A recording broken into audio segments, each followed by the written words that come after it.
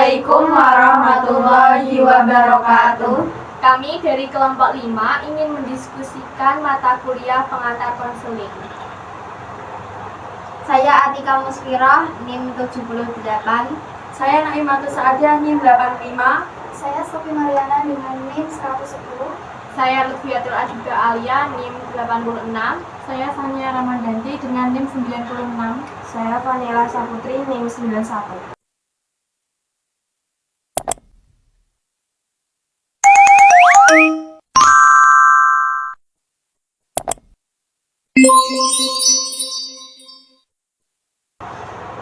Apa yang kalian ketahui tentang pengertian dari konseling?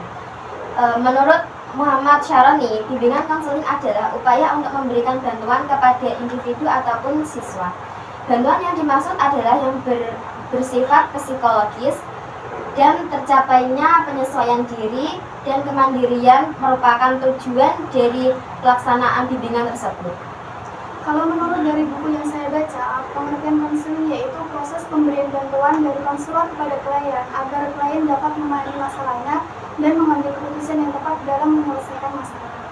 Kalau menurut saya, konseling adalah suatu proses interaktif di mana seorang konselor membantu individual atau kelompok untuk memahami, mengatasi, dan mengembangkan sosial terhadap masalah pribadi.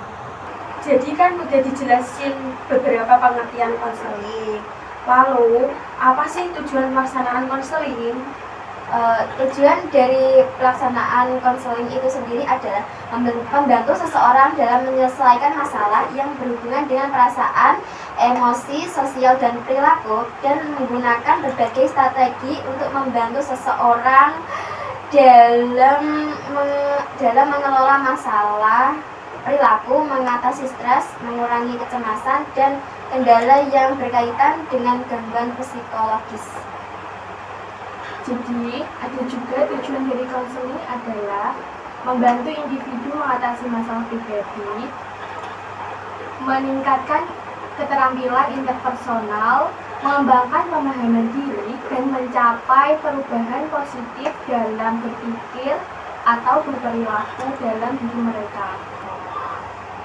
Dan ada juga tujuan konseling adalah untuk membantu individu mengatasi masalah dan mencapai kesehatan mental, pendidikan, dan tujuan karirnya. Lalu jelaskan fungsi dari konseling yang teman-teman ketahui. Salah satu fungsi konseling yaitu ada fungsi pemahaman. Fungsi pemahaman yaitu membantu konseling memahami diri sendiri dan lingkungannya. Selanjutnya adalah ada fungsi penyembuhan, yaitu berkaitan dengan pemberian bantuan kepada konseli untuk mengatasi masalah, baik masalah pribadi maupun sosial. Dan juga fungsi konseling dari segi preventif yaitu untuk membantu individu menjaga atau mencegah timbulnya masalah bagi dirinya. Di dalam konseling itu terdapat prinsip-prinsip, jadi teman-teman bisa menjelaskan salah satu dari prinsip-prinsip konseling.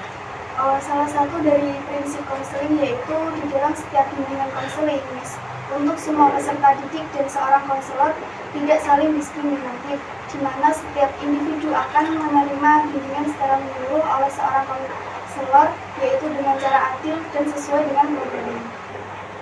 Ada juga prinsip individualitas konseling adalah landasan bimbingan dan konseling yang berorientasi pada kebutuhan dan potensi individual yang unik dan berbeda-beda.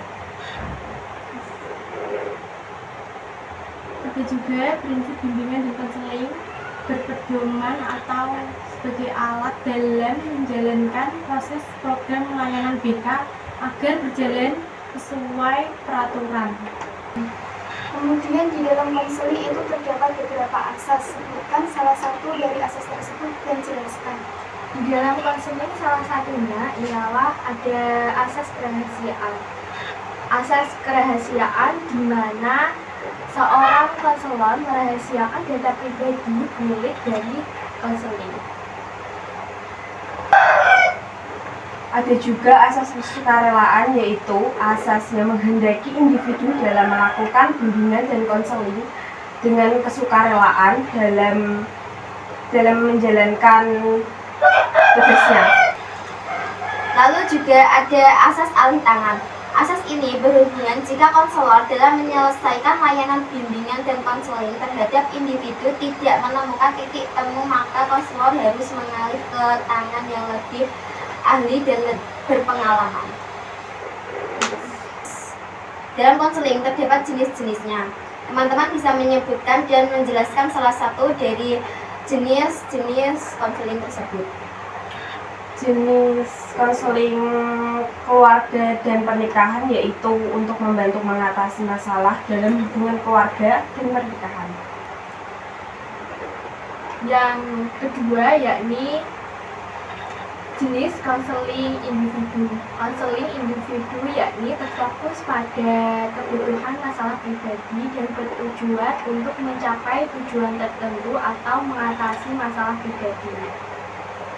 Selanjutnya ada konseling kelompok, yaitu dilakukan dengan sekelompok orang yang memiliki masalah atau kekhawatiran yang serupa.